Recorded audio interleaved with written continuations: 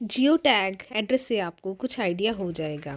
आज हम red cross blood bank society जो लुधियाना वाली डिवीज़न है वहाँ विज़िट करेंगे और जानेंगे कहाँ कहाँ कैसे कैसे ब्लड को स्टोर करते हैं, प्रिजर्व करते हैं। और डोनेशन में भी ये रेड क्रॉस सोसाइटी बहुत बहुत ही लोगों की हेल्प करती है, स्पेशली पैरा जो ओलंपिक किड्स होते हैं उनकी। तो वीडियो के साथ बने रहना, आपको स्टेप बाय स्टेप सब कुछ बताएंगे।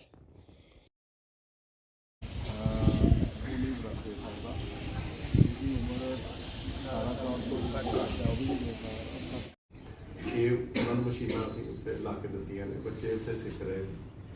ਮਤਲਬ ਇਸ ਤਰ੍ਹਾਂ ਦੇ ਐਂਡਲੈਸ ਕੰਮ ਹੈਗੇ ਨੇ ਜਿਹੜੇ ਪੈਰਾ ਇੰਟਰਨੈਸ਼ਨਲ ਪਲੇਅਰ ਹੈਗੇ ਨੇ।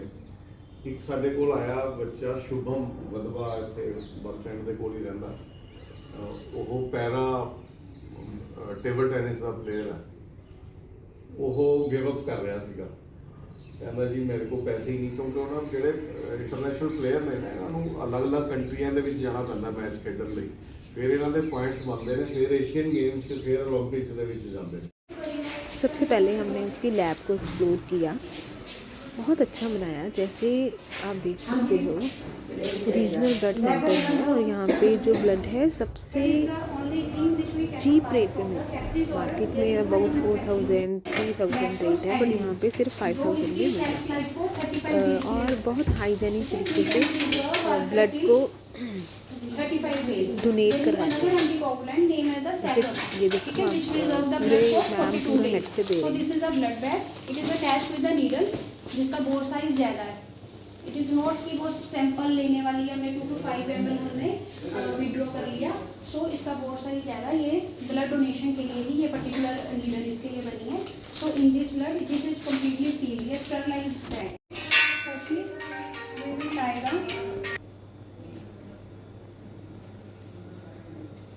Like this way. ठीक है, इससे क्या होगा, और आपको अपना थंब अंदर करके फिस्ट क्लोज करनी है just to make the pressure. Okay, this pressure and this pressure. इससे क्या होगा, जो ये एंटी क्यूबिटल वेन है ये थोड़ी थिक हो जाएगी, ये बाहर को हमें विजिबल हो जाएगी। ये मिडल वेन है, ये साइड वाली जो भी मिडल बेसिक जो वेन है बेसिकली हम वही चूज़ करते हैं जिससे कि अच्छा हमें ब्लड ऑफ फ्लो मिल जाए। सो इसको हम पहले स्टरलाइज करेंगे विद द 2 वेज। ठीक है, पहले हम इसको स्पिरिट से स्टरलाइज करते हैं, आफ्टर देन पोविडीन आयोडीन से। Because when we insert the needle the sum of the minute skin जो उसका पार्ट है it goes inside the tubing और ब्लड बैग में। तो अगर हम so we need to sterilise that skin, जो स्किन का पार्ट अंदर जाए वो अंदर जाके ब्लड में माइक्रोऑर्गेनिजम्स की ग्रोथ ना करे। सो हमने पहले ही इस सारे एरिया को हमने डिसइंफेक्ट कर देना with 2 way process, firstly from the alcohol and after that from the povidone iodine. Okay, got this. तो उसके बाद हमने नीडल इंसर्ट कर देनी है and then blood fill flow. और ये जो मशीन है ये उसको एजिटेट करती रहेगी। बैग जब इसमें होगा ये like this way it will agitate the blood so that the anticoagulant and our blood get mixed properly and the blood will not clot. As you know the property of the anticoagulant, it doesn't allow the blood to clot. So if proper mixing is there then blood will not clot in the bag. So throughout the donation ये हमारा machine चलता रहेगा जिसमें agitator में blood और coagulant mix होते रहेंगे, right. उसके बाद हमने नीडल विड्रॉ करके अपनी अपनी सैम्पलिंग कर ली और डोनर को हमने बोल दिया कि आपने अपनी इसको ऐसे मोड़ के रखना है ताकि जो ब्लड का प्रेशर है एकदम से ब्लड फ्लो ना हो। यहाँ कई बार वो गलती से ऐसे कर दे ब्लड फ्लो हो जाता है, यहाँ पे हीमोटोमा बन जाता है। सो इट शुड बी इस वे से आपने अपनी बाजू को टाई कर दिया, राइट। अब हमने ब्लड ले लिया। ब्लड लेने के बाद हमारे खूनदान करण उपरांत 5 to 10 मिनट तक गद्दे उत्ते लेटे कि आफ्टर आपको ब्लड दे के एकदम से आपको जम करके उठना नहीं है। You have to stay, you have to lay down there for 5 to 10 minutes ताकि जो आपका फ्लूइड लॉस हुआ है वो आपको एकदम से बीपी लो ना हो जाए। कई बार वॉमिट आ जाती है, 350 हुआ तो फ्लूइड लॉस ही ना, वेदर ब्लड में पानी है सारा कुछ है। तो उसके बाद आपने जो हमने जूस वगैरह जो रिफ्रेशमेंट देनी है वो आपने खानी है, उठ के उधर जाना, कोई रिफ्रेशमेंट रूम में जैसे वो बैठे हुए हैं उनको खाने को देना, उनको रिलैक्स करना है। आपको इधर ही 20-30 मिनट हमारे पास ही बैठे रहना है। अगर कोई उनको रिएक्शन होता है या उनको घबराहट या कुछ भी ऐसे पोस्ट डोनेशन रिएक्शन होता है तो वो हमारे पास फिर अभी कुछ टाइम कह सकते हैं ना, मैं फिर हम उनका रेक्टिफाई कर सकते हैं कि क्या आपको प्रॉब्लम है। तो हमने डोनर को 20-30 मिनट यहीं पे रेस्ट करवानी है। अगर ये वो काउंटर है जहाँ से मैंने आपको बोला ना, सिर्फ 500 रुपीज़ में आपको ब्लड बैग आराम से मिल जाता है, जो मार्केट में आपको 4000 3000 का मिलता है। यहाँ पे जो ये मैम अटेंडेंट हैं, she is very helpful. Testing आती है और उसका टेस्ट करके उसके बाद ही हम पेशेंट को देंगे। ऐसे नहीं कि ब्लड रिपोर्ट डायरेक्टली हमने पेशेंट को दे दिया। So blood will stay in that untested refrigerator. उसका टेम्परेचर है हमने 4 डिग्री में वो ब्लड में प्रिजर्व कर दिया। So this is a component separation unit जिसमें हमने ब्लड बैंक में से प्लेटलेट्स, प्लाज्मा और पीआरबीसी को सेपरेट करना। This is a cryofuge. Cryofuge की क्या वर्किंग है? It's a centrifuge. सेंट्रीफ्यूज देखा होगा ना, इसकी अपनी स्पीड है, कुछ आरपीएम है। According to the blood component हमने उस आरपीएम पे, उसकी स्पीड पे हमने ब्लड को इसमें रोटेट करना है। जैसे आरबीसी जो है वो हैवी है, they will settle on the bottom of the bag. Plasma है, यहाँ बफी लेयर है, प्लेटलेट्स है, they will come on the top of the bag. So we can easily separate. There is a different process of separating that. So this is the cryofuge जिसमें हमने RPM पे हमने चारों चीज़ें इसी में बनेंगी according to the speed and the time period, कि पीआरबीसी का टाइम पीरियड कितना है और प्लाज्मा बनने का क्या टाइम पीरियड, प्लेटलेट्स का कितना टाइम पीरियड। जब हमने इसमें ब्लड हो गया, प्लेटलेट्स को वॉल में चाहिए होती है। So this is the incubator and agitator. Agitator means platelets हमेशा स्वेलिंग पोजिशन में मूवमेंट में रहती है। अभी तो ये ऑन नहीं है ना, अगर ऑन करो तो ये ऐसे ऐसे मूव करती है, इसकी ब्रेन ऐसे, और ये चलता ही रहता है। और प्लेटलेट्स की शेल्फ लाइफ कितनी है? Only 5 days. 5 दिन तक अगर आपके प्लेटलेट यूज होंगे तो ओके, नहीं तो फिर उसको रिसार ही करना पड़ता है। 5 दिन के लिए हम इसमें रखते हैं। टेस्ट लो, ये स्टरलाइजेशन का काम करता है। अब हमने बाहर कोई ब्लड डोनेशन बैग लगाया जिसमें हमारे पास 100 ब्लड बैग भी कलेक्टेड, बट वो यूज द सेम ग्लव्स। हमने कई बार 3 ब्लड ले लिया, फिर ग्लव्स चेंज किए, तो हमारे ग्लव्स वाले माइक्रोनिज्म वाले हैंड जो है वो सबके साथ लगते रहेंगे। तो ब्लड अंदर से तो हमारा स्टरलाइज है, जैसे वो हमने कर लिया स्टरलाइज करके ब्लड का पार्ट तो चला गया, वो स्टरलाइज है, बट आउटर बैग जो है वो स्टरलाइज नहीं है। तो हमने सारे बैग आफ्टर डोनेशन हमने इसमें प्लेस कर देने हैं। And there is a UV light, ultraviolet light में हमने उसको 15 to 20 मिनट्स के लिए रखना है, ताकि outer area of the bag also get disinfected.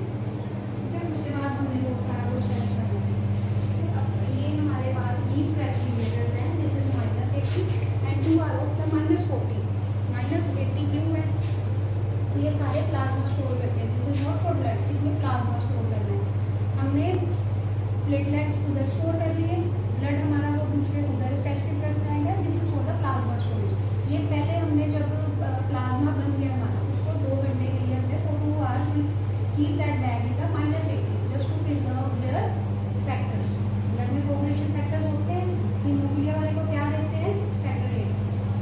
Haemophilia होता है ना पेशेंट को, उसको फैक्टर 8 देते हैं ना, तो उसको फैक्टर 8 प्रिजर्व करने के लिए we have to keep our blood bag in -80 temperature 2 घंटे के लिए इसमें रखेंगे। आफ्टर दैट हम उसको ट्रांसफर कर देंगे -40 वाले इन डीप फ्रीजर में, जिसमें उसकी शेल्फ लाइफ 1 ईयर की हो जाएगी। So for the one is the HIV, then hepatitis B, then hepatitis C, VDRL and the malarial parasite. What do you mean by VDRL?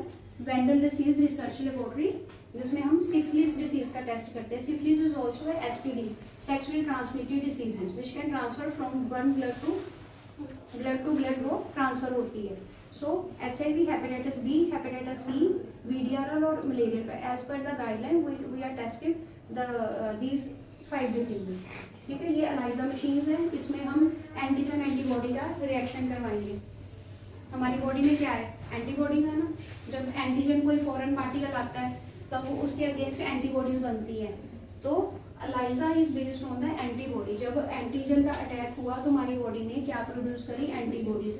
तो वो एंटीबॉडीज किस पर्टिकुलर एंटीजन के लिए थी, ये डिटेक्ट करने के लिए हमने ये एलाइजा मशीन में उसको टेस्ट करना है, antibody test. But this is a screening test.